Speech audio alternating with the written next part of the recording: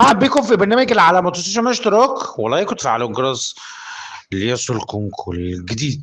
فيديو النهارده عن صبحي عبد السلام. حقيقة صبحي عبد السلام قلت لكم ده واحد منبع للتعصب والفتنه، شخص كاره وحاقد وغلاوي جدا جدا تجاه النادي الاهلي، واحد هدفه بيعمل تعصب وفتنه في الرياضه المصريه، بيتكلم عن النادي الاهلي بطريقه بشعه جدا جدا، كلام غير محترم على النادي الاهلي. هدفه اللي هو بيحب الترند قوي، ده واحد بيعمل ترند، بيحب الترند قوي وبيحب اللقطه. صبحي السلام ده بيحب حقيقي بيحب الترند واللقطه جدا جدا جدا يعني.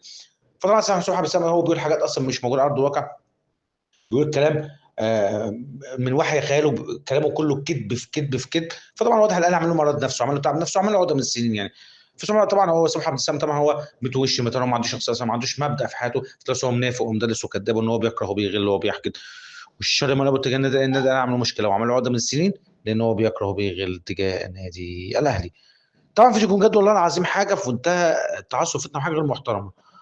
تعالوا شوفوا معايا كده. الحكم النرويجي تجاهل احتساب ركلة جزاء 100% لا تقبل الشك في الشوط الثاني لمصلحة المغربي محمود بن طايق اللي اتفرم بين الاثنين مدافعين الأهلوية، والحكم كأنه ما شافش حاجة. يعني ده مش عارف ايه ده الكذب، يعني ايه الكذب ده ايه الكذب ده يعني هو بيقول حاجه اصلا مش موجوده، طلع يقول ان ضربه جزاء صحيحه مليون مليون، كمان بيقول ضربه جزاء مليون في المية. بيقول لك اللي هو اللاعب بتاع الزمالك بنتاجي يقول لك اللي هو ضربه جزاء اللي هو اتهرس بين اللعيبه، ده هو فين ده الكلام ده؟ ده الكلام ده من وحي خيالك، ده بتجيب ضربه جزاء دي من وحي خيالك، لكن لا في ضربه جزاء ولا في اي حاجه. الماتش ده اصلا كان ما فيهوش لا ضربات جزاء ولا اي حاجه، هو بس بيفننوا وبيحجبوا حاجات من وحي خيالهم، لكن لا في ضربه جزاء ولا اي حاجه.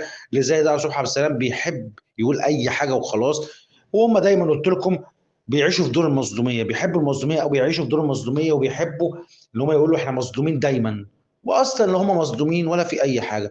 بيقولوا حاجات كده اصلا من وحي خيالهم، زي ما هو بيقول كلام اصلا من وحي خياله، لا في ضرب اصلا لا في ضرب جزاء ولا حاجه، بس هو من وحي خياله بيقول لك لكن لا في ضرب جزاء ولا اي حاجه، بس هو بيحب الترند. صبحي عبد السلام بيحب الترند وبيحب اللقطه. فطبعا صبحي عبد السلام طبعا هو كاره للنادي الاهلي وحاقد على النادي الاهلي.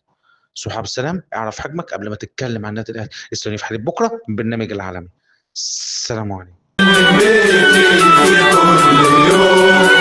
رايح للأهلي أنسى